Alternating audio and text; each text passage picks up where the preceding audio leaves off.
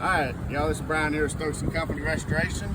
We're on our way down to Galveston. Left out this morning. We are in Aggieland, College Station here. Run into a little misfire code. We got us a little PO302 here. Started in about Madisonville.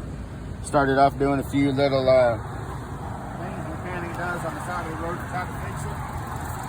So on this 2022 Hyundai Tucson, little 4-cylinder, 2.5, we had a cylinder 2 misfire. Swap coils to number 1, stayed on cylinder 2, still misfired. Changed out plugs from 1 to 2, still showed cylinder 2 misfired. So we changed out the low-speed fuel injector here, and we had a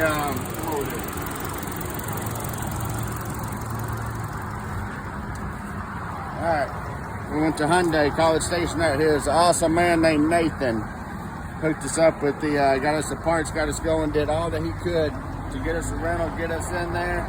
We weren't able to get into the shop. It's 5 o'clock on a Wednesday, but he got us the parts. Randall Riley's putting his parts in here.